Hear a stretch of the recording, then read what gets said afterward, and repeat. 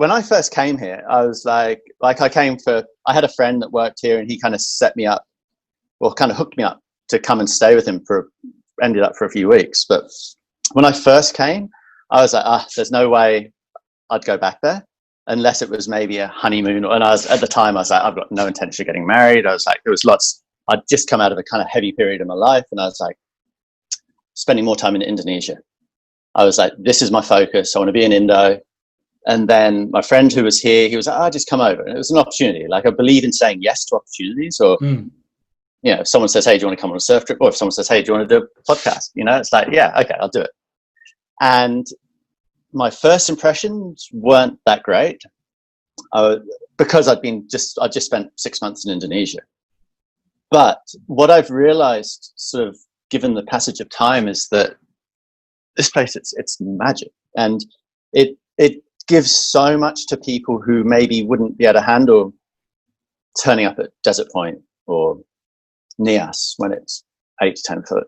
So I think if you needed to book a surf trip 6 months in advance, and you're like, where am I going to go? Where I'm going to be able to, especially if you're with your family or with your girlfriend or something, then it's the best place in the world, because you're definitely going to surf every day, and your girlfriend or your wife is going to be happy that she came along. Whereas conversely, I've seen couples go to Indonesia. I worked at quite a nice resort in Indonesia once, and couples were losing it. And the guy didn't, even if the waves were pumping, he didn't enjoy it because his girlfriend was over it. And here, it's a sort of place where, I'll hear from guests when they've gone home, and they'll be like, oh yeah, my girlfriend's looking into booking for next year. Wow. It's not like, hey, I'm trying to persuade her to come next year. It's like, hey, yeah, my girlfriend's looking at booking next year. I think we're going to do this. You'll be seeing us again. So we have people now who have come every year for 12 years. Yeah. And they're like, okay, that's it. Often it's people who work a job the sort of job that I always say I cannot relate to. Maybe they're in finance, maybe they're in, I've got friends who are lawyers. They live a real high sort of I call it high pressure, but it's, they've chosen that path. And they're like, this is the one thing that I'm going to do for me. This is going to be my holiday.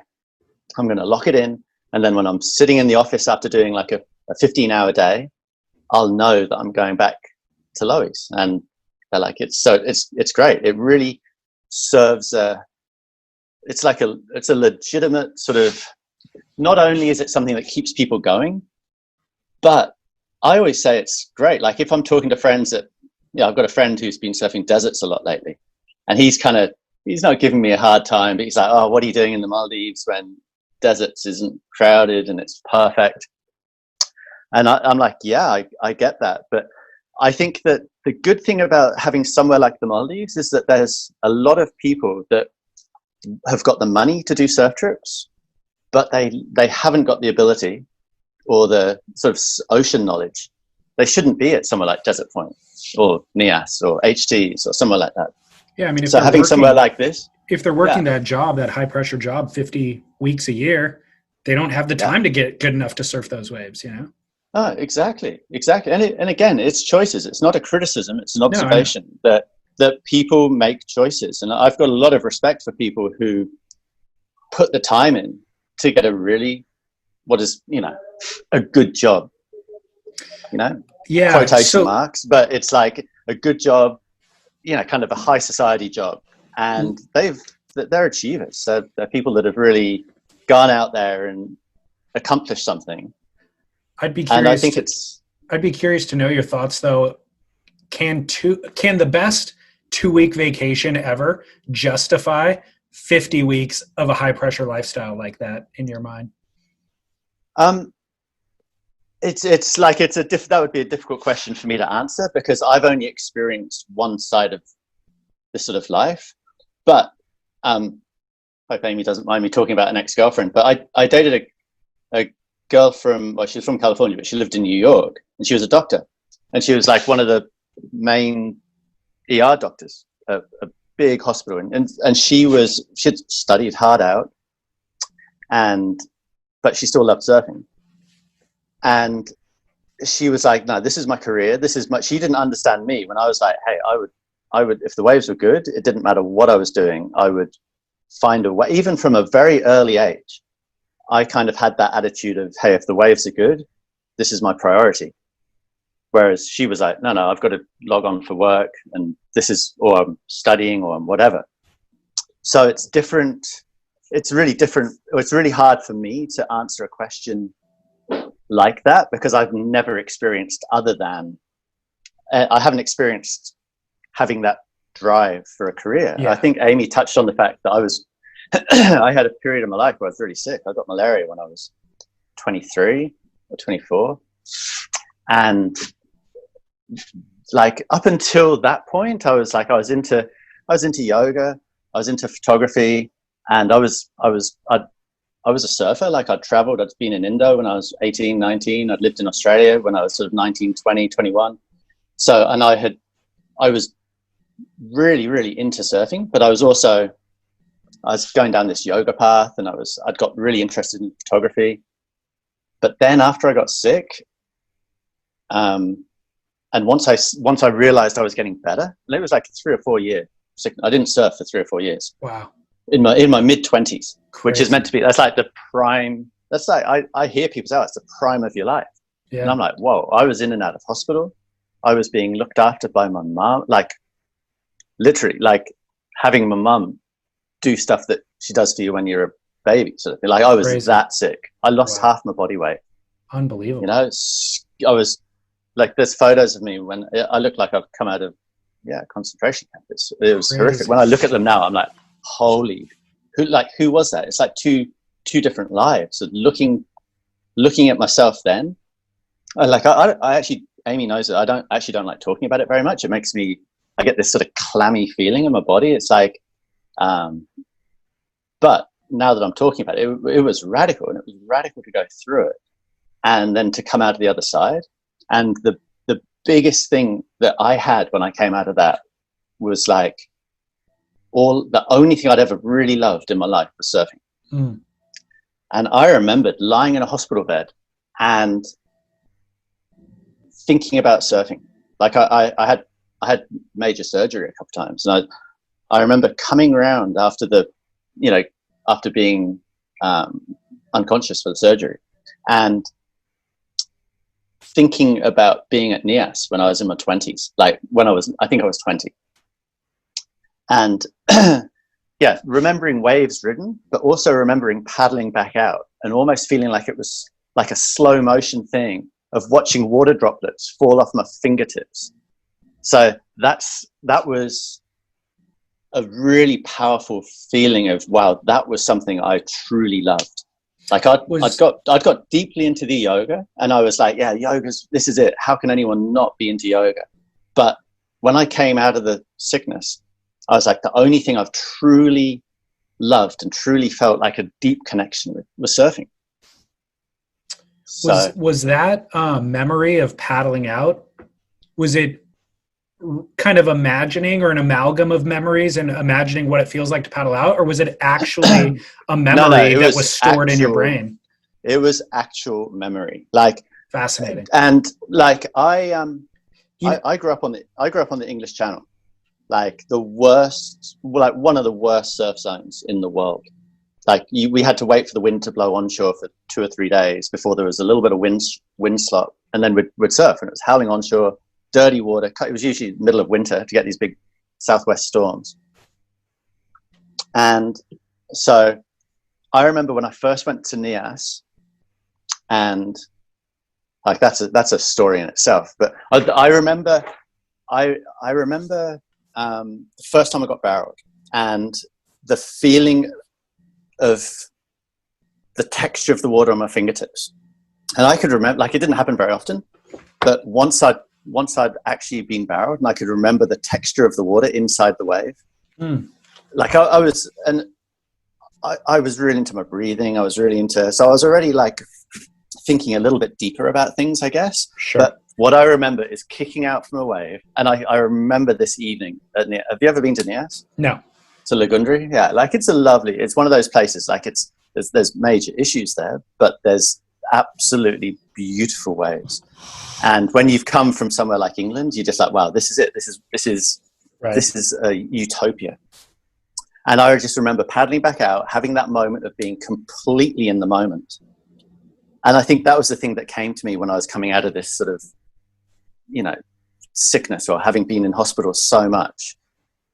After being into the yoga and being like, wow, I used to do a lot of meditation, used to read freaking the Bhagavad Gita and Upanishad and look for all this sort of spiritual meaning of life. And I didn't find it through the yoga. But then when I was thinking back, I was like, wow, that was a moment where I was so deeply in that moment that I could watch the water droplets falling from my fingers in slow motion. Right. And yeah, it was kind of a powerful, I don't know how I got into this, but it was a really powerful moment in my life where I realized the importance of surfing. I think that's where I was going with this. Yeah. The reason why I was asking if it's an actual memory specifically was you hear about people who have near-death experiences, or like you had, or even psychedelic experiences where through it, they unearth memories from their childhood. Maybe it was like trauma related in their childhood and they're able to forgive somebody, but I wonder about that. Like, your brain seems to have a capacity, a storage, data bank of stuff that other life experiences, maybe it's trauma, cover up. And for sure. And then you go through something like that and it's just becomes crystal clear and you're like, oh my gosh, that was with me all along. And this new thing, alters your perspective. So that's curious that the malaria would trigger it, Yeah, no, definitely. It was something that, like, the most deep, powerful experience I've ever had in my life. Yeah. Like waking up in a hospital and being like, wow, all that other stuff, all that sort of, like, when I was in India, I used to go to these temples and sit and meditate. I thought I was invincible. I'd do yoga, like do asana practice sort of 6 hours a day, and then do my pranayama, and then go and sit and meditate and stay up all night reading and like really into it in my early 20s. And then to be slammed down with this sickness and not have any, while I was sick, like I say, I didn't have any deep spiritual experience that I could relate to the yoga, but it was surfing. It was that was cool. And I hadn't actually been surfing for all that long. Like I started surfing when I was 15. Oh, okay. So it wasn't like it was something that I'd grown up with. Perspective was what has positioned Richard to appreciate subtle detail after malaria. It's what's helped him appreciate groundswell after being weaned in the English Channel. It's also what's positioned him to orchestrate the transient crowds of tourists that fill the tropical lineups that he guides for. Well, I got into yoga in Australia. I got injured in Australia, and this classic old guy, Johnny Batch and Gary, he started teaching me yoga. And I was like, wow, this is, because when you're young and you're frothing on surfing, you're like, okay, what can I do to get good at surfing? Especially as I'd had a late start. I found myself at this little town, northern New South Wales, Australia. And I was like, wow, this place is, like, there was a couple good point breaks, there was beaches, there was a river mount, there was like so many good setups. And I ended up living at a place called Palmer's Island, just next door to this classic surfing family, this guy Albert Fox and his son Navrin. And I had come, like I say, I was a kook. I was green as, I didn't know, like I could surf, but I didn't know anything about surfing.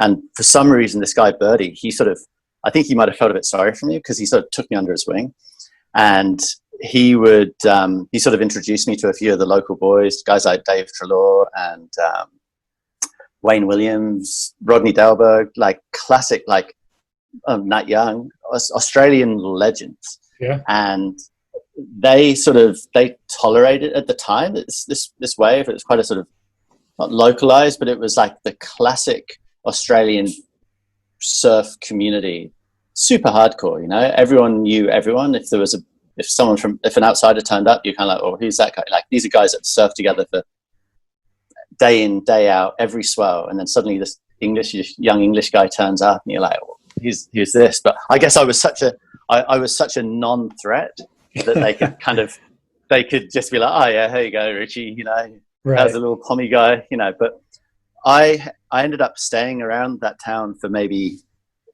3 years, and I'd surf it when it was I'd surf it when it was pumping, and I would be at the end of the queue. There'd be all the main local guys, and then the kind of not so good local guys, and then all the kids.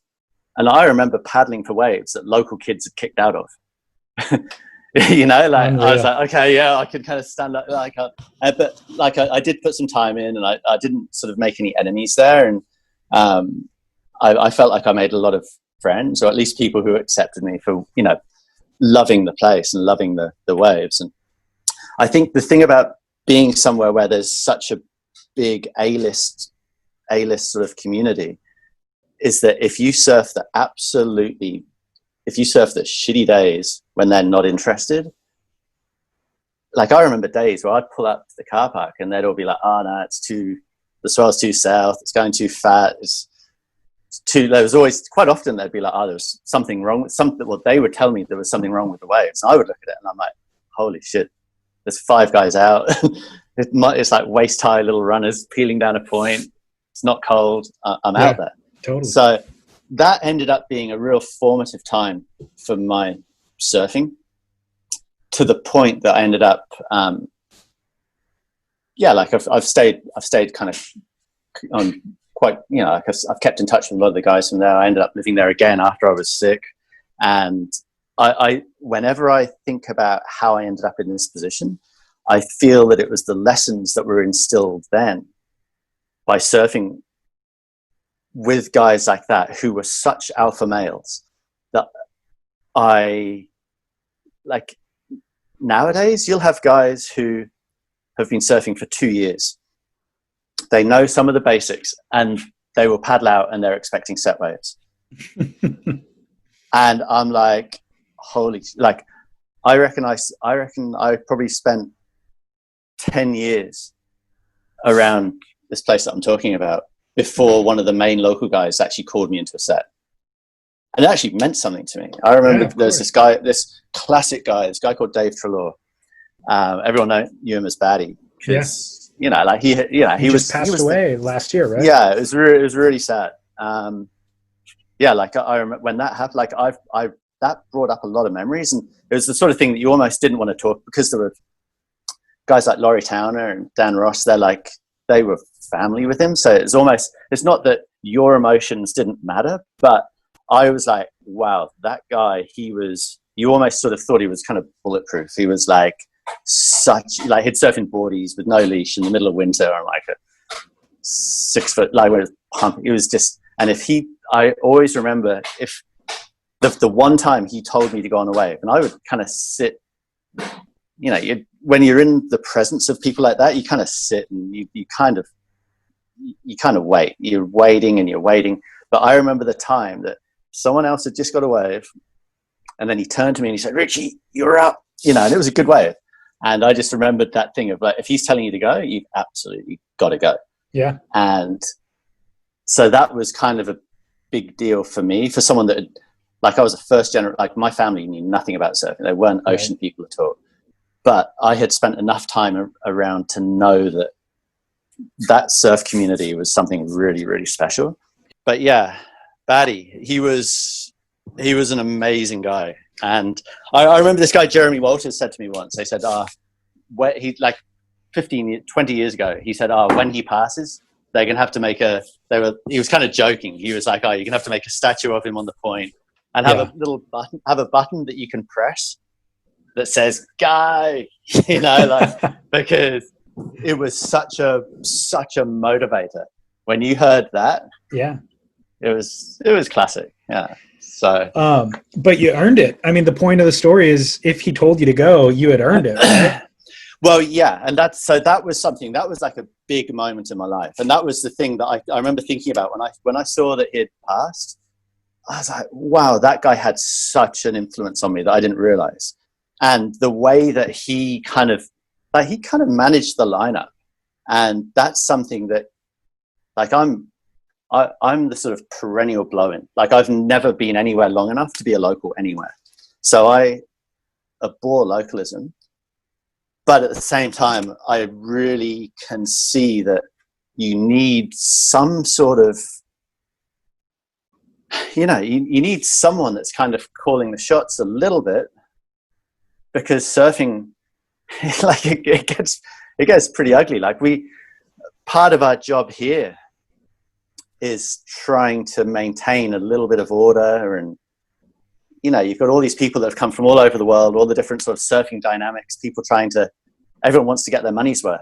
They've come here for a week or two, and yes, it's hard, because I think that what we've created here is, like, in a way, it's a sort of egalitarian sort of surf utopia, where the guy that's been surfing for 2 years gets a chance at a set wave, and we're going to enable that. And the reality is that most good waves in the world, someone who's been surfing for 2 or 3 years and doesn't really know what's going on yet, not through any fault of their own, but they haven't absorbed it to that point where they know, oh, this guy's been waiting longer, I've kind of drifted around him, I'm paddling through it, arms are flailing. Some of the situations you see in lineups these days, it becomes really dysfunctional. Yeah. So briefly going back to Batty, is that when he was like, he would tell people, hey, you're not up. He's up. Go on, you go, mate. You go. And that, surfing around that, I came to realize that was that was really valuable. And almost everyone benefited.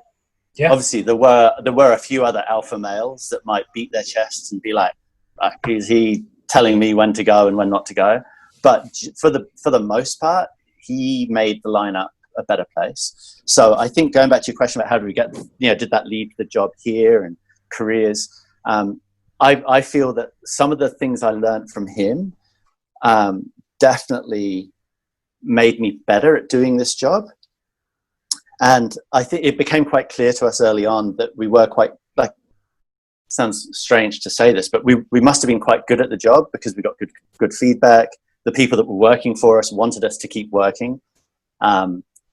And I think that a big part of that was being able to say to someone, hey, bro, yeah, great waves, but it's old mate's turn.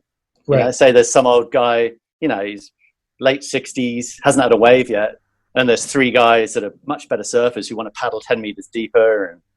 And, so having the confidence to say, hey, old boy, yeah, go on, you're up, right, you're going this one, right, you're almost conducting traffic. It sounds, sure.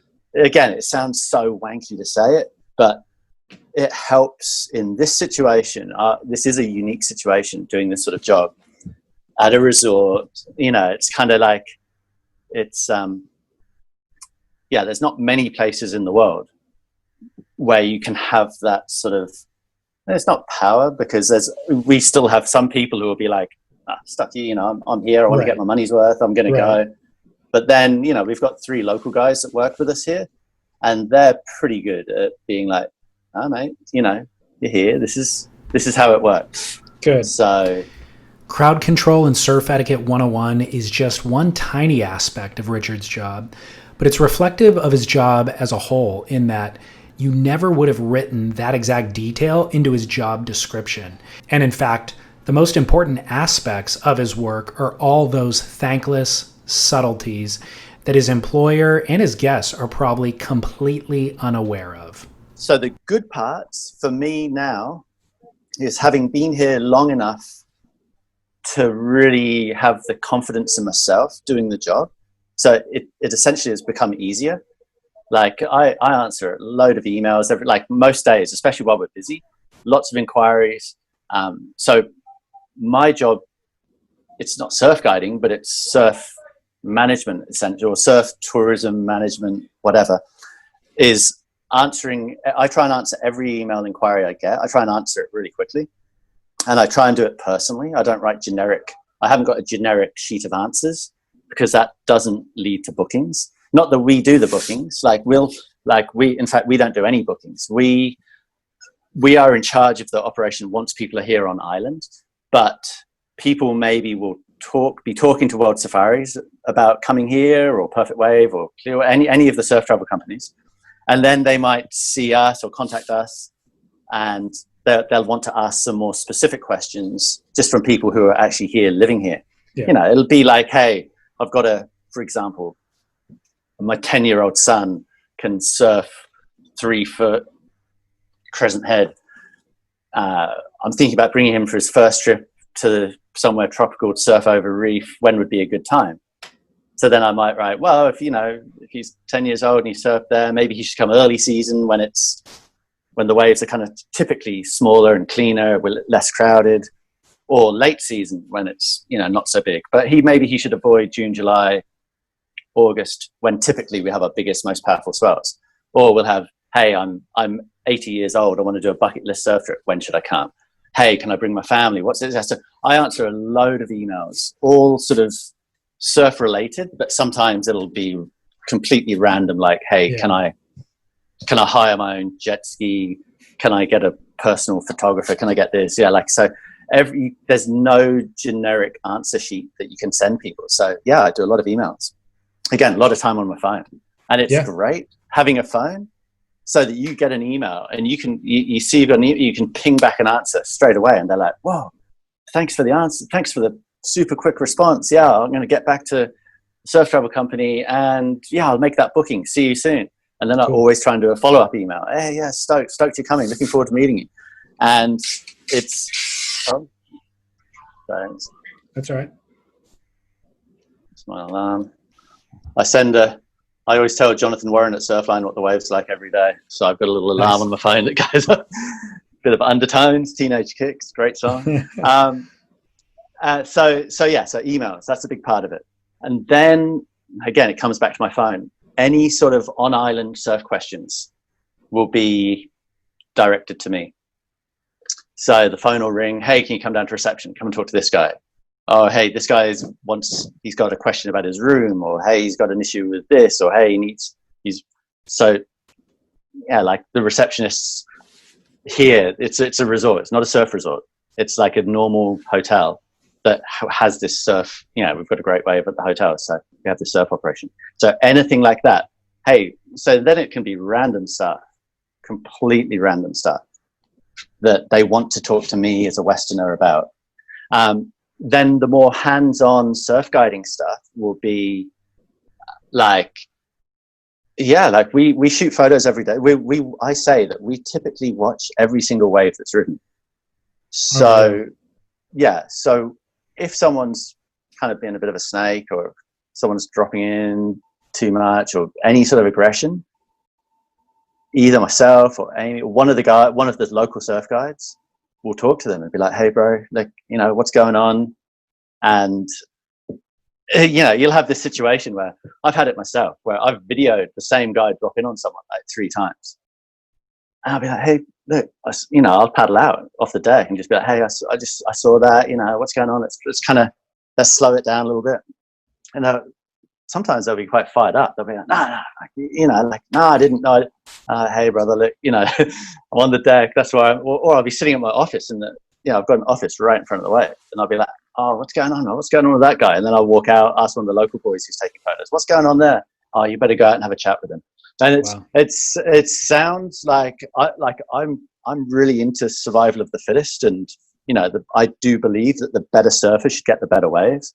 But when it's kind of 2 to 3 foot and everyone wants waves, it's not like you're surfing. It's not like you're at Chokes and you've paddled 20 meters deeper than the pack and got a bomb. It's kind of when people are beating their chest over 2 to 3 foot waves, I'm a bit like, hey brother, let's just take a deep breath and look where we are, and everyone's here for the same thing. So kind of crowd. It's not crowd control, but just trying to, I just say, we try and enable a nice, positive, friendly environment. And, the feedback that we get often will be like, oh, it was the nicest environment I've ever surfed in. So again, obviously what we're doing, it works, but sometimes I do cringe a little bit, because as a surfer, like if I was on a trip somewhere, if I was in the Mentawais and I saw someone kind of flailing around, the pointing, the nose of the board is up in the air, and you can kind of tell they're kind of a kook, and they're not really going to you wouldn't look twice. You'd go. Exactly. So here it's slightly. I feel like I'm not that I'm constantly conflicted, but I'm like I'm very aware that it's a job, and it's our job to make sure these guys have the best surf trip they possibly can. And the funny thing is, like, so often, if we sort of instigate a, if two guys are having an issue in the surf and we kind of mediate them through it, they end up being best friends. Sure. Like, so often in surfing, you'll see guys blowing up at each other, and next thing you know, it's handshakes and smiles, and then they're sitting together on the deck. Like, here, where we are, it's like there's a deck right in front of the wave, so everyone sees what's going on. So if someone's not being too cool in the water, everyone sees. So you're almost like shamed into behaving. Right. Because, like, I've seen it before where there's guys that are really, going too hard and just fading people all the time. The guys will start booing them from the deck. So it's a really unique place. It's, like, I sometimes wonder what, I don't know, like someone like Joel Tudor, who's kind of, on one hand, he's kind of a classic, he's becoming a classic elder spokesman for the tribe. Yeah. I feel like he's taken over from Nat Young in many respects. Yeah. But he's a lot more, like, with Instagram and stuff, like, sometimes I love it and I'm like, oh, good on you, Joel, say it how it is. And other times I'm like, oh, dude, just shut up for a minute. Do you know what I mean? Like, he veers towards grumpy local. Yeah, he does. He definitely does. But some of it I can really resonate with. Totally. But I think it's because we have we can't be grumpy locals, even though we surf here every day in, day out, like, especially the local surfers who live, who are Maldivian surfers. We've got this guy, Ali, who will surf. He surfs it when it's 10 foot and stormy and crazy. He'll be out there. And then maybe when it's, he'll shoot photos all day and then he'll go for a surf in the evening, and maybe one of the guests will just paddle around him, or, but he's so mellow. But if anyone had the right to be a grumpy local sometimes, he's earned that right, because he's out, he surfs it when all the guests are sitting on the deck, he'll be out there.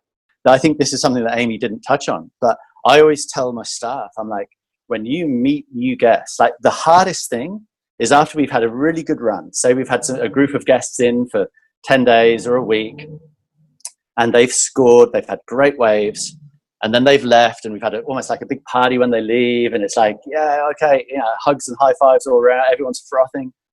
And then the next day we get 20 new guests and the waves have gone to shit, and you've got all the same questions. You've got to look after those guests. And I always tell the boys, I'm like, you got to treat these guests and greet these guests like you're as stoked to see them as they are to see you, because often they've looked forward to it for a year. Oh, right. A lot of our bookings come in, maybe a year in advance or 10 months in advance.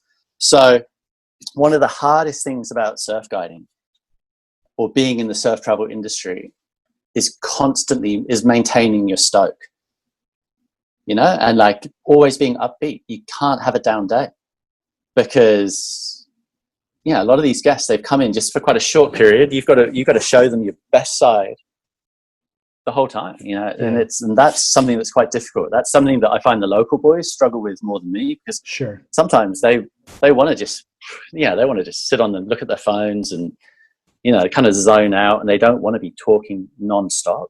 And so one of the things that I find I do is talk non-stop. Like, sometimes a typical day, I wake up before it gets light, sort of 5:15 or so, have a coffee, have a bit of a stretch in the room, and then go up to the point, see what's happening, make sure someone's shooting, talk to the guests, check in with everyone, see how they're doing. And then suddenly it's lunchtime, and then, maybe have a little bit of a rest straight after lunch, but quite often not. And then things really ramp up through the afternoon and the evening. Everyone's surfing, we're shooting photos. Typically we'll have someone on the deck shooting, we'll have someone swimming, we'll have, organizing the boats to go off to the other waves. It's like, it's non-stop questions. And Amy sort of jokes, she's like, however many words a man's meant to say in a day, she's like, I do like 10 times that. And then I get back to the room, sometimes at 8 o'clock at night, and she'll want to talk about something deep and meaningful, and I'm just lying on the floor, just like, oh my God, that was a huge day. And then, and she'll be like, well, can you have a lie-in tomorrow? And I'll be like, no, we've got some new guests coming in. Yeah, because I've always got a list of our arrivals, and I like to be around when people arrive, because they often want to talk to me, because I've been here a long time. Everyone kind of knows that I'm here, and it's like, oh, I've got to meet these guys. So there are times when it is absolutely exhausting. In my chat with Amy, she talked about the moment where her and Richard saw an opportunity to expand their services on island into surf photography. The hurdle was the expense of the equipment, $6,000, which was virtually all of the money they had saved. Since that time, of course, Richard has nailed cover shots, not only with Amy on She Surf, but also of Stephanie Gilmore on White Horses. I was curious if that investment felt as perilous for Richard as it did for Amy. I think that, like, I'd got injured. I injured my knee really badly on the second season I was here, actually just after Amy and I kind of got together. And that affected me quite deeply, because I remember the morning before I did it, I'd said, I'd never get injured. Like, I was kind of claiming it. I was like, I never get injured. I kind of do a bit of yoga every day and I'm sweet. And then we had this really good day at Sultan's, and the morning had been one of my best surfs I'd ever had there. There was like 5 or 6 people in the water, and like just tube riding, just perfect, like the sort of euphoric day. And then in the afternoon, I was like, I probably shouldn't go. I'm pretty beat. It's like probably a 50% make rate. So you're getting flogged a lot. And I was like, I probably should just take it easy, but I didn't. I went back, and it was a bit more busy. And there was this one wave that was like a takeoff, and you needed to pump straight up into the barrel. But then there was someone paddling up the face, right where I was just like, and it was quite a big wave coming through the inside section at Sultan's, and it's quite thick. So I had that moment of hesitation where I couldn't pull in where I wanted to. And then I ended up getting too low, and the wave hit me right in the knee. And straight away I was like, oh my God, that was serious. Like, my knee was all floppy. I'd done my medial ligaments. Well, I'd done pretty much everything that you could do to your knee, and I didn't have any health insurance. I was just like, oh shit, this is a bad situation. And I think that was in July. So for the rest of the season, I just had it strapped up. I didn't even think about surfing. And then we got married in New Zealand, and then we went to America to kind of see her parents and have like a party wedding. We went to Mexico just because Amy's got so many friends, and she was like, well, we had a small wedding in New Zealand, just on the porch in New Zealand. Then we went to Mexico for kind of, what we call the party wedding. We were already technically married, but a lot of people didn't know that. All Amy's girlfriends came down. It was fun. Like, I'm not a big drinker at all. But yeah, so tequila in Mexico, it was fun. My mum came, and it was super cool. Amy's family, it was a really rad experience. But then we were like, okay, we're going back to work. And I was like, I don't know if I'm going to be surfing this season. And I was like, I'm going to have quite a bit of time on my hands. I think we should get a good camera, and I'll try and start shooting some photos and see if people want, see if we can make a bit of money. Because at the time we weren't really making much money. We're just kind of, it's one of those things where when you start doing this sort of job, you are, if you cover your plane ticket and get a bit of spending money, you're doing okay. And so we were doing okay, because it was already quite a big job. It wasn't like just being a surf guide and then not having anything else to do. I was still writing reports. I was still dealing with a lot of inquiries and stuff. But so anyway, so I said to her, I said, look, I'm going to have a lot of time on my hands. Let's get a camera. And she resisted it. She was like, oh my God, like, I've just got myself out of debt. Yeah, she was like, I've been in debt for years. And I was like, okay, but I think that this could be a really good move. Anyway, long story short, we ended up buying a camera. And for the first couple of years, it was like, I hadn't used a camera since everything was manual. Like, when I was 22, 23, I was really into photography, but it was all like manual. And having something that was digital, I was just like, what? This is all just weird. I resisted it. And so it took me a couple years to really get kind of, and I was never into surf photography. That's the funny thing. As a surfer, I was not into surf photography. I was much more into shit like, it sounds crazy. I was yoga, pacifist, vegetarian at the time, but I was into like war photography. Interesting. You know, yeah, like guys like Robert Capa. My friend, I've got a friend called Eros Hoagland, really interesting guy, and he's like second generation war photographer. His dad, this guy John Hoagland, was, I've got to get this right, but I think he was killed in El Salvador on assignment. And brutal. Yeah, like I actually met, like, long story, I've got ahead of myself now, but I spent a bit of time in El Salvador once I'd got better from the malaria, like in my 30s, and I met this guy Eros there. And I was like, what do you do? And he's like, well, I'm a photographer. And I was like, wow, cool, you know, and what sort of photography? And he showed me some of his work, and I was like, that was the sort of photography that I was into when I was in my early 20s. When I looked at like photographs that were super gritty, like gnarly, like sort of heavy shit, like gruesome shit, you know, straight from the front line. And I'm like, how do you even get yourself into that position to get that photo? And he was like, well, yeah, you know, and he sort of told me stories about being embedded with troops like in Iraq and Afghanistan. And there's a lot of time on the sort of Mexican, on the border, you know, shooting drug war stuff, you know, shooting, you know, before the cartels were sort of disbanded. Like he was there in the background with his cameras, and gnarly guy, especially considering that his dad had been killed doing the same sort of thing. And so I've got this thing where I sometimes imagine myself in a different life. Like if when I was 23, like I'd been offered, I was offered a position to go and study photography. Like my education was a bit of a write-off, but I was into photography. I'd set up my own darkroom, and I went to this university that had a really good photography class I was interested in doing, like a photography degree. And they saw what I was doing, and she was like, hey, I'll offer you a position right now on the spot. And I was like, oh, cool, you know. But then I was talking to my yoga teacher, and he was like, well, you know, because I was really into yoga at the time. And I was like, well, he was like, you know, you could go to India. I can hook you up with this guy that I studied with years ago. And why don't you do that? And in the end, I went to India, and not long after, ended up really sick. And that took me down this whole other path.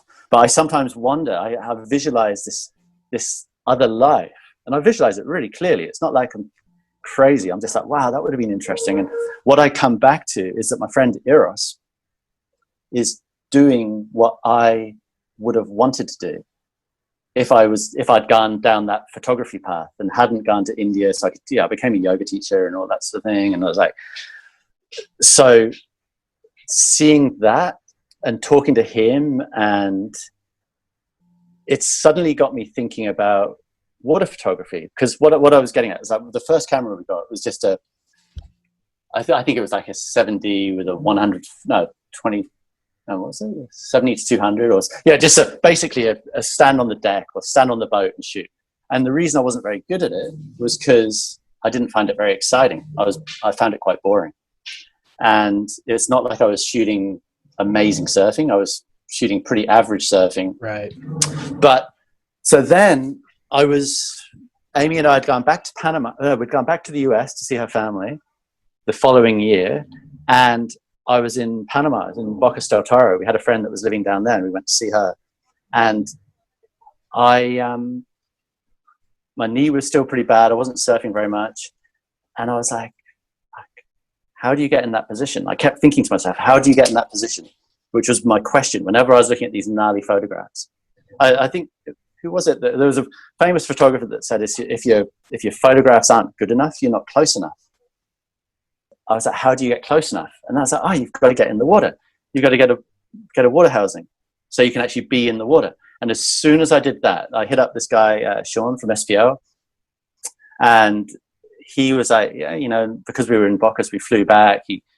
We've got a water housing. And that was when things really kicked off for me, because I was suddenly frothing to be in the water again. Like being injured and standing on a boat, shooting other people surfing, sucks. Right. You know, being injured, standing on the deck, watching people surfing, it sucks. And what was actually also really, what led into it even more, like what got me completely immersed in it, is that after we'd been in Panama, we flew back. We went to Indo quickly before starting our season here, and I was at Lakey Peak. Have you ever been to Lakey's before? No. No, it's a great. There's basic. Well, obviously it's a peak, and there was this one day that was a really good day. But once it gets like over 6 foot, the left is the wave. But my friend, there was this guy, an English guy called Ruben Ash, really good surfer. He was. Yep. I was in position for the left, and he kind of looked at the left, kind of from more on the shoulder, and he's like, "You going left or right?" And I changed my mind at the last minute and said, "All right, I'll go right." Partly because it was Ruben. He's kind of like, he's a classic guy. And yeah, again, it's that thing of, goes back to with Batty. You're like, okay, this guy's a classic character. Okay, I'll go right. Right. Didn't even, hardly got to my feet, landed back first on the flats, just got obliterated, tweaked my back. And I was like, oh shit, I've just got my knee feeling a bit better. And now I've done my back. So when we came back here, I didn't even unpack my boards. I was like, okay, I'm shooting. And again, it goes back to that thing of, if you're into something, you get quite good at it. And quite quickly, I got quite good at it, because I always had that thing of get close. I didn't like using the long lenses. I love using like a 50 mil or fisheye. And you always had to be pretty close. Like 50 mil is actually more dangerous than fisheye, because if you're in the zone with the 50 mil and someone's dropping in on someone, or someone bails their board, you're still right in the impact zone. But shooting fisheye was super fun, and you can make not such good surfers look good if you just the angle that you're holding it. Like it's not a great, if you only had to have one lens, it would be a difficult lens to be stuck with, or you'd get it all gets very similar. Like a 50 mil is much more creative. But so I found that I was quite good at surf photography, even though it was something I'd never ever aspired to. I'd always really admired guys like Ted Grambo. You know, but Ted spent a shitload of time sweating in hot, you know, like he's put the hard yards in, you know. Like I remember talking to him once, and he was like, dude, I used to, you know, be dropped off by a boat somewhere and have to find my way up through this sort of malaria infested jungle and snakes, and I'd stand there sweating in the trees for like 3 or 4 hours shooting. Yep. And then I'd have to walk back, and then I'd get picked up and get back to the boat, and I'm just done. So I'd always admired him for his sort of, like he's the guy that really, the images, especially his early stuff, it made people want to go traveling. For sure. You know, when it was just classic surf photography, and it wasn't just action shots. It was those real mood-making, like, beautiful images. Right. So even as much as I admired him, I never thought, oh, I want to do that. Until I was so injured, like my knee, then my back, and I was like, okay, I'm not going to be able to surf. Okay, so I'm going to shoot, and I'm going to get really into it. And then that sort of dovetailed into this industry, because all the surf travel agents were like, oh, we need images to sell our trips. And suddenly they were all like, yeah, you know, I need images of lowies. Can you make it?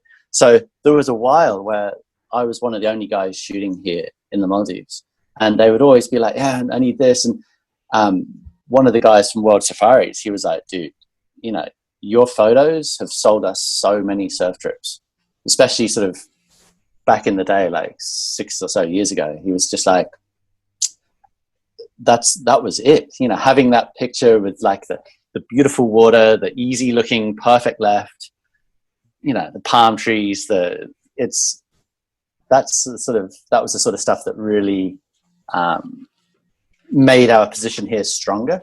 Yep. Because everyone was frothing on our photos. So and I also found that, like, just at the point where the magazines were dying, and you know, there wasn't such a demand for imagery through the traditional surf media, there was this whole other thing called, like, you know, social media and Instagram and Facebook. Like I was never on, actually, I got on Facebook really recently just because I wanted to use Messenger. I've got some friends that all they do is Messenger. I'm like, okay, I started Facebook to get on that, but I don't even look at Facebook. But Instagram, obviously, like I feel that it's been quite a good time to be a surf photographer. Even though a lot of the surf photographers in the world will tell you, oh, it sucks, you don't get any money for your work, it's a terrible time to be a surf photographer. And I think suddenly I've got all these people who want content for their Instagram. Yeah. Even if whether they've got 100 followers or 100,000 followers, they all want to buy your photos. Totally. So it was actually really it was like this untapped. There was a market that seemed to come along just when I got really into it, and I'm really grateful for that, because it was like suddenly I could I still remember friends who were really much better photographers than me, and they weren't professional photographers. They weren't making a living from their photography. They were just like, no, this industry sucks. The magazines don't want to pay. You might get an ad run, once a year or twice a year, but it's, unless you were one of the guys who had who were like on the books of like a magazine or on the books with a big company, so you knew you had a paycheck coming in.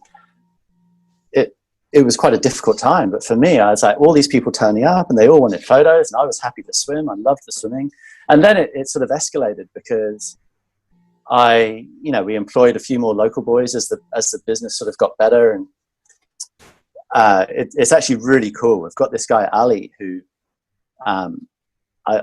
he's like a brother to us now. He's Curran, our boy Curran, he loves it. And he came to us almost by default, because we had his older brother working for us as a surf guide. And he kind of came to me one day and he was like, hey, Richie, can you give my brother a job? And I was like, well, is he a surf guide? Is he a photographer? And Hoobs I guess he really exaggerated Ali's skill set, because he was like, yeah, he's a great surfer, he's a photographer, he's really good with computers. So then Ali comes, I say, all right, look, I'll give him a trial, he can come up.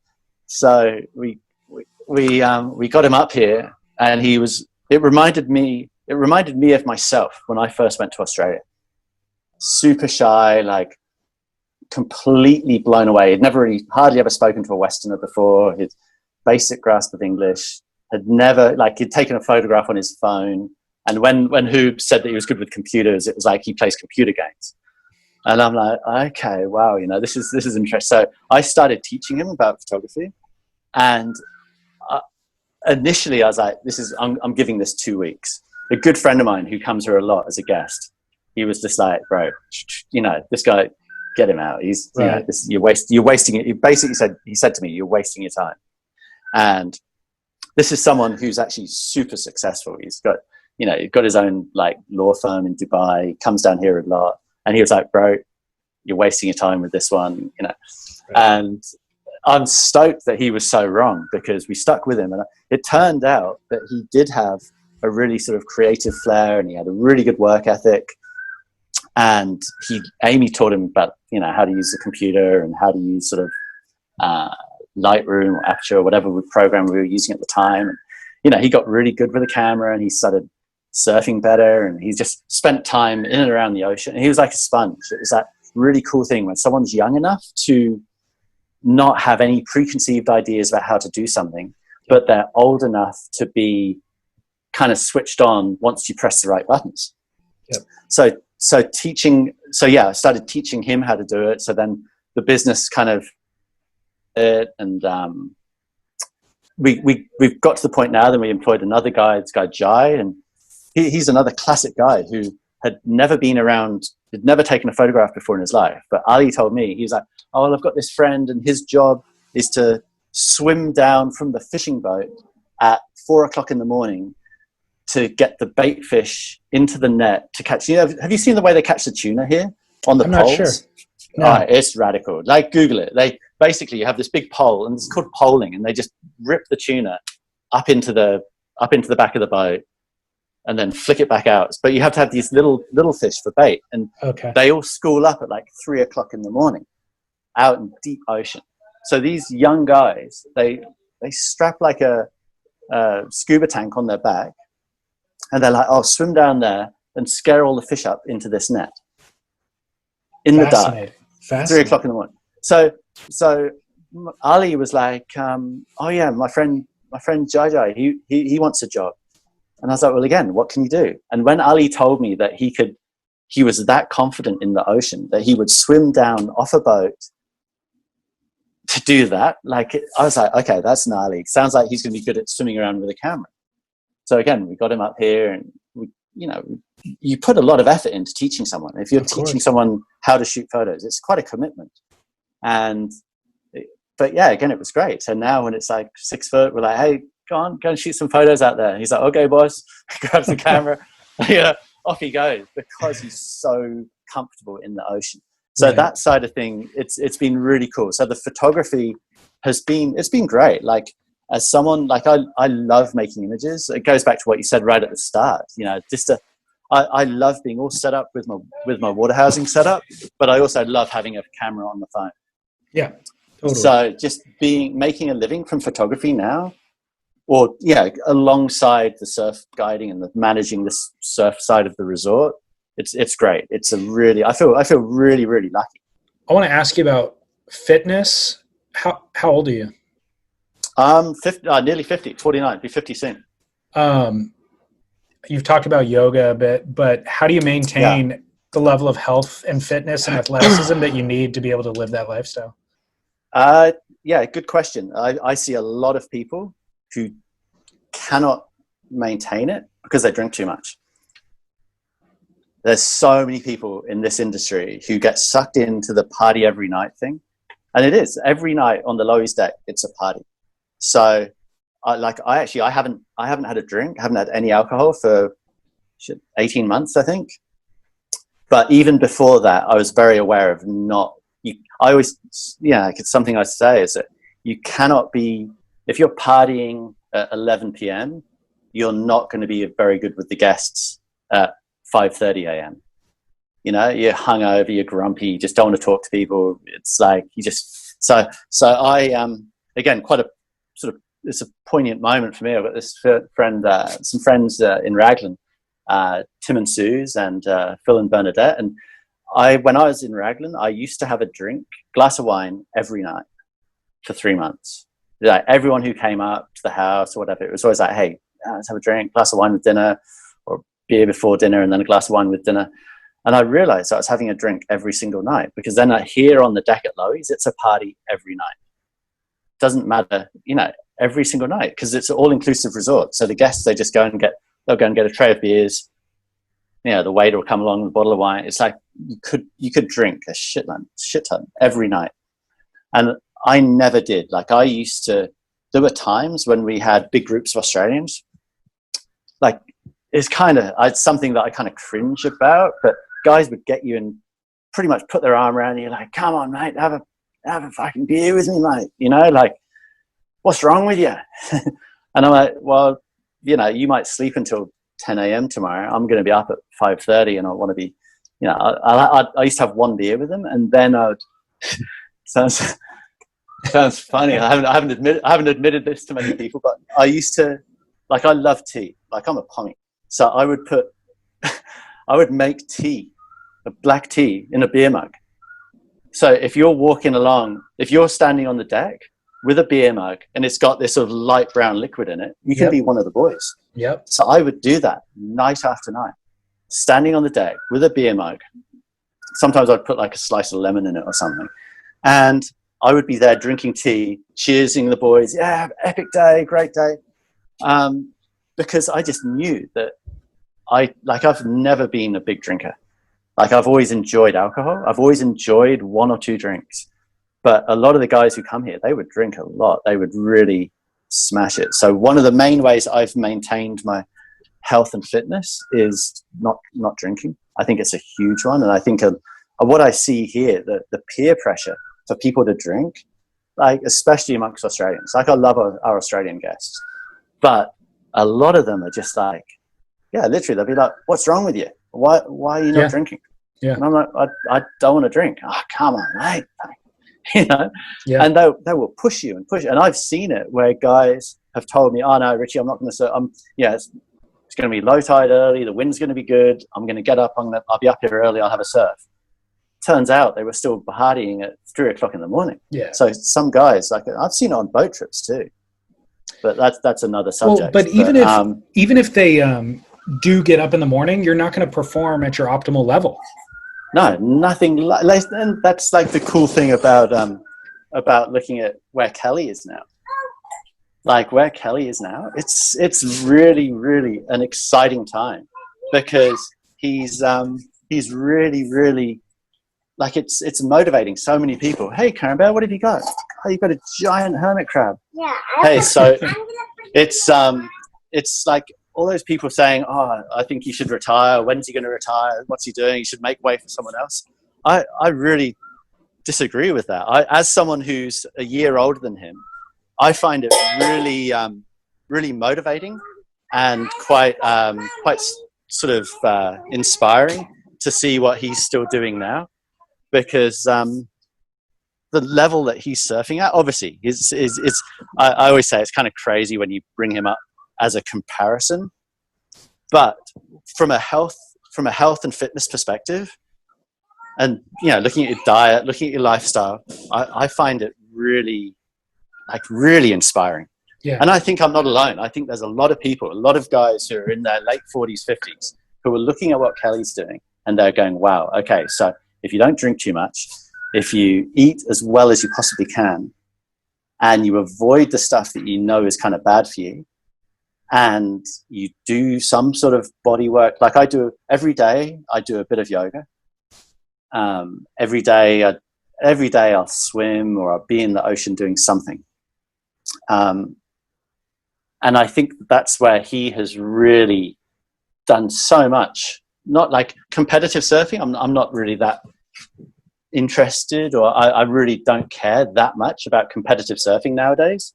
I used to find it really interesting, but I am really interested to see how long someone like him can stay, right near the top. In good waves, he's still untouchable. In good waves, it's him and John, maybe, and Gabby. That's what I was going to say is he's got more ocean experience, and his brain kind of like intellectually, your brain kind of always grows. And so he's got so much more of that and more competitive experience than anybody else. Yeah. But so that was going to be my next question for you actually is, are you still improving in your surfing? Are you better? When was your peak performance as a surfer? That's something that's so funny that you said that, because I've had so many sort of niggly injuries. Oh, okay. And I told you I did my knee, I did my shoulder. But what I was going to say about niggly injuries is that they help you focus, and they get you more into doing your body work, doing your yoga, doing your breathing.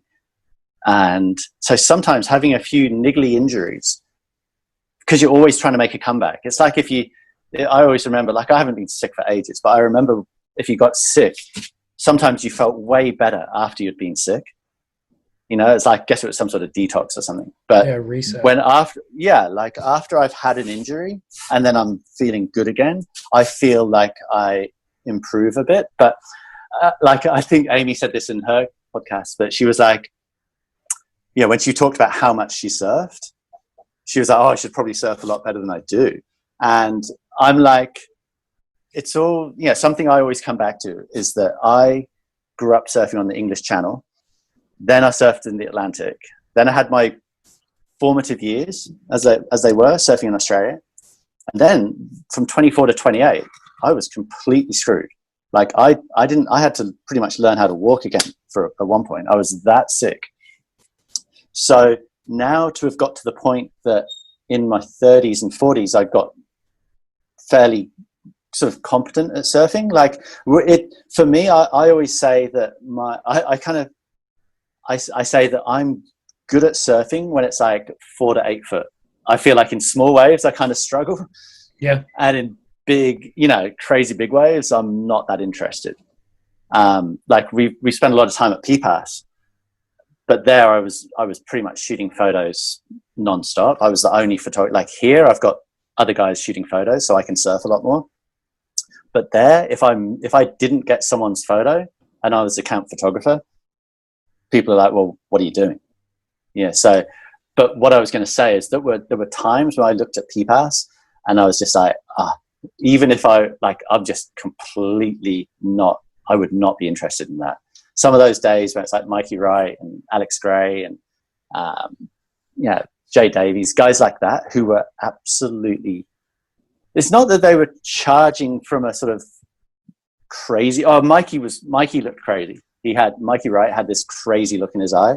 But the other two, like Alex Gray, is like a really, like in good waves, he was so precise. He was such a technically, the way he was approaching those waves, he could read the little chip shot at the top of the wave. So it wasn't like Mikey was doing these big airdrops, whereas Alex Gray would just glide into them. Like it's what you're saying about being a little bit older, knowing the ocean, knowing how to get into a wave easy. So it's not like a crazy drop. But so whether I've improved or not, I think I make a lot more, I love backside tube riding. I really love it. And I feel like and this is quite a hard wave to ride, to get, well, especially from a tube riding perspective, because it's not like it's top to bottom. It's quite an almond sort of barrel. And I've got quite good at sort of adjusting in the barrel. And so I feel like if it's 6 foot in barreling, I feel like I surf it quite well because I'll take off in the right place and I'll get barreled and I'll come out and happy days. But if it's 3 foot and I'm doing turns, I think there's only so far. Although I got a 20 from my friends at Bing, and that kind of gave me a little bit more. I suddenly enjoyed surfing in small waves again. Have you heard of Matt Calvani? I've had him on the podcast. I know him pretty well. Oh, have you? Yeah. Classic. He's great. So he's a legend. He actually, I met him just after I was starting to recover from my first knee injury, and at the time I was riding like a 6.0, 18.5, 2.25 Dalbert, like a kind of high performance, good wave board. Yeah. And he lent me a single fin. He's like, hey, bro, get on this. And I had a few surfs on that, and I was like, wow, okay, I can surf. Like I was telling him, oh no, I can't surf because my knee's bad. And he was like, no, just ride this and just try and just glide a little bit. And I rode this board. I think it was the Maui Foil, one of his Bing models. And I was like, wow, that was a really nice surfing experience. And over the next week or so, I think he was here on his honeymoon. Over the next week or two, he must have had 6 or 8 boards with him. And I pretty much went to his, we're not meant to go to guest rooms and that sort of thing, but he was like, hey, just come to the room, come pick a board. So I'd go to his room, and oh my God, it transformed. Like I'd ridden the same sort of boards for so long. Like when I was in Australia, I had one board, I think, it would be like, 6.0 or up to 6.3. Yeah, just a standard sort of surfboard. Even the best surfers there had one board. But now almost everyone I know has got these massive quivers. And I read something recently about, or not just reading, but talking to shapers. They're like, oh, we are the busiest we've ever been. And it's across the board, from shapers in New Zealand that I keep in touch with, to guys like Rod Dalberg at Angari. Matt. I was talking to Margaret the other day, and she was like, we are so busy we can hardly keep up. So that's kind of a cool thing, surfing, that there's this demand for surfboards now, because for years it seemed like all these people were buying board shorts and surfing t-shirts and buying into the industry, but the shapers were being left behind. Totally. And now suddenly it's like it's come this sort of full circle where people are realizing that it doesn't actually matter what you're wearing. If you've got good boards, then you're stoked. So I got to the point, I was calling Matt Dr. Fun, because I went from being kind of miserable that I couldn't surf. I was like, no, I haven't surfed for ages. And then he got me on these boards, and it's like foam is your friend sort of thing. And they were bigger boards, but just the glide of, I don't know if you've ever ridden any of his boards, but there's this board, the Dharma 2. And I've never known a board that just glided over flat sections so much. Just incredible. So anyway, so I I actually, I got a board from Kyoton here years ago, a Fever, and in good waves, it's really hard to beat. Like the 20 it's amazing. It's an amazing board in small waves, even mid-sized waves. It's amazing. But if suddenly it's 6 foot and I'm trying to adjust to a normal board, I'm like, what's this pointy thing in the front? What's going on here? Like, yeah. And it's something I really struggle with. I watched Dave Rasta once ride like 5 different boards in a couple hours in Hawaii, and he didn't miss a beat. Wow. I saw Tom Curran go from riding like a traditional, like this massive 10-foot balsa gun, to riding like I think it was a skip fry fish, to riding his daughter's, riding Leanne's thruster, and then riding like a 6'9" or something. And I just sat on the beach and just watched it. You know, I was just like, that? Wow. That was just at Pupukea. That's just out the front at Pupukea Beach Park. Oh. And he was just riding different boards, you know. But I saw Tom Curran a lot surfing V-Land. You know, he'd be there in the dark every morning, and he was actually wearing like a hood, like full stealth mode, hardly talking to anyone, just head down. He'd come and get like 5 waves, and then he'd disappear.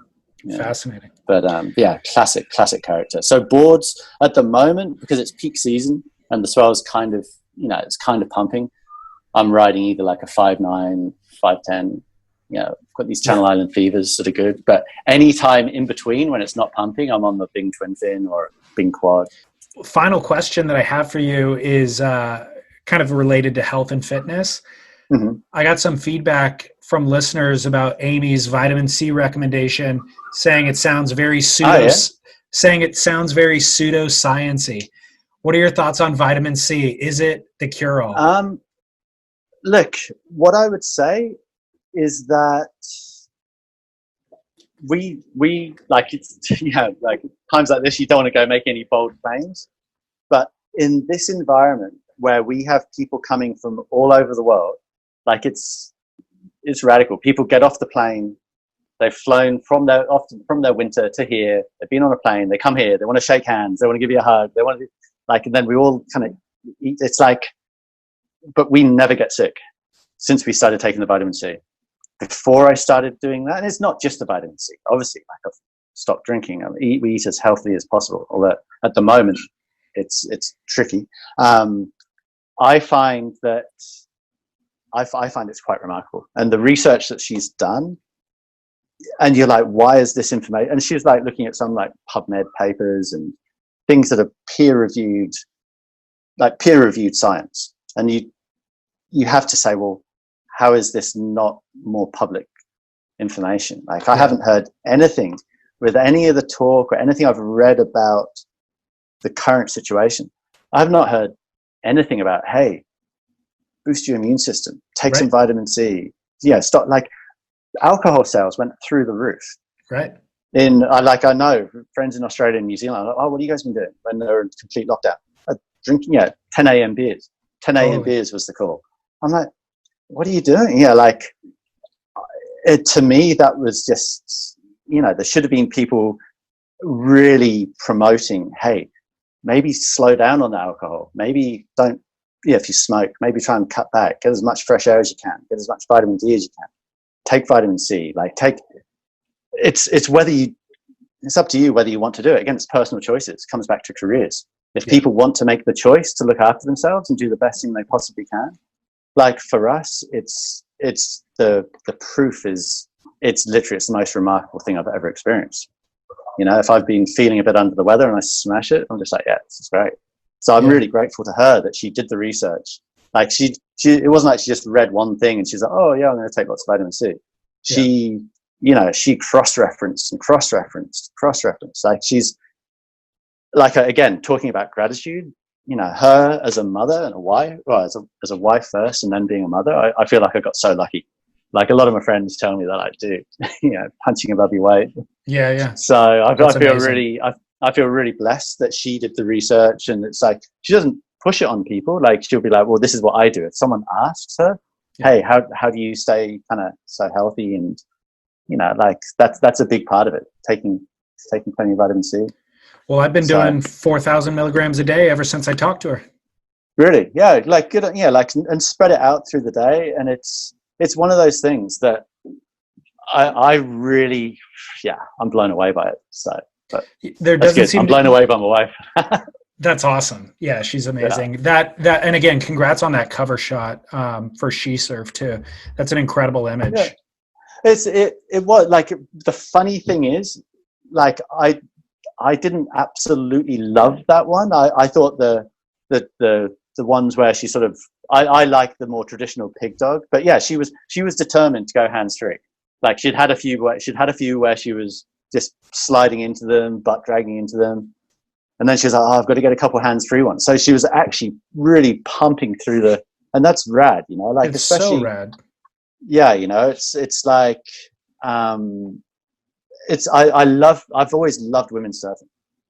I've always loved it. And I think where it's at now, it's super cool because there's so many good female surfers. And by good, like, good surfers is a strange term, but there's women who are real water women, it's a great time. I love it.